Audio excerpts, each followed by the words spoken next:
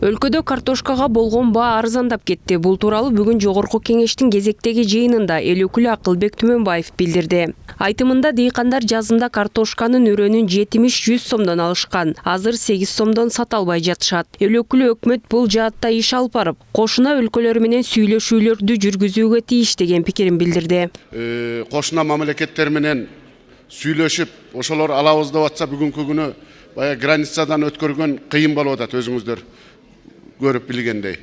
Ошону бир чечиш керек да эртерээк. Мына бүгүнкү күнү ошол Ак Суудан, Жети Өгүз, Түп районунан бүт жерден элдерибиз кайрылып атат. Азыр да кайрылып атат. Биздин баягы эмгегибизди, биздин баягы ошол алган кредитибизди төлөй алабызбы, төлөй албай калабызбы, кредит төлөп атабыз деп кайрылып атат.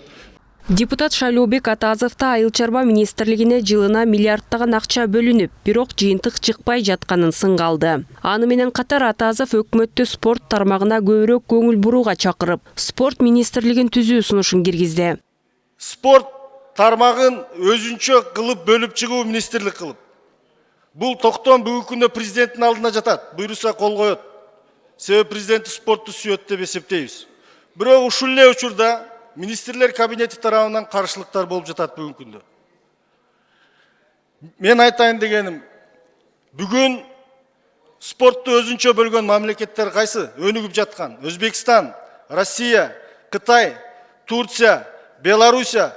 Бул мамлекеттерде спорт дене тарбия министрлиги өзүнчө ачылган.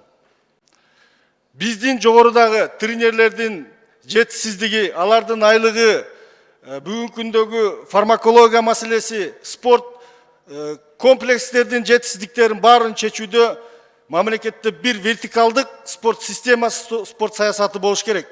Жыйындын жүрүшүндө жарандык коргонуу жөнүндө Кыргыз Республикасынын мыйзамына өзгөртүү киргизүү мыйзам долбоору да каралды. Анда өзгөчө кырдаалдар министринин орун басары баяндама жасап, зарыл болгон өзгөртүүлөргө токтолду. Андан тышкары Баткен облусунда аткарылып жаткан жумуштар боюнча да маалымат берди. Өз кезегинде эл өкүлдөрү Баткен аймагына тажик тараптын кол салуусу учурунда өзгөчө кырдаалдар министрлиги чабал иштегенин айтып өтүштү. Ошол организационный процесстерди эң башында ызы чуу чыкканда, депутаттарга чалып жатканда бизди местный самоуправление, ошо айыл башчылар, акимдер аралашып жатат, анан эми жада калса депутаттар деле жардам берип жатышты деп, бирок башында бизди только местный самоуправление деп бизге ошондой маалымат келген да. МЧС кайда деген суроолор ошондон чыккан болчу. Эвакуация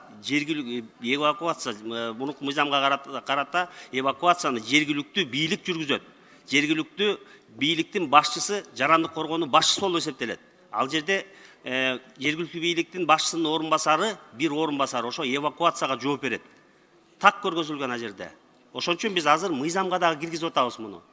Ошондой эле депутаттар Баткендеги соңку окуяларды жөн гана конфликт же өзгөчө кырдаал деп коюу туура эместигин, адам өмүрүн алган кандуу окуяга наам берүү зарылдыгын айтышты. Азыр мына жогоруда кесиптешим сурап кетти, конфликтный ситуация деп кеттиңиз да. Биз кадимкидей эле агрессия деп атабыз. Эми танкалар менен кирип кадимкидей аткылап атса, анан биз муну кантип конфликтный ситуация деп айта алабыз да. Эми конфликт бирөө менен бирөө чатакташып кетсе деле конфликтте.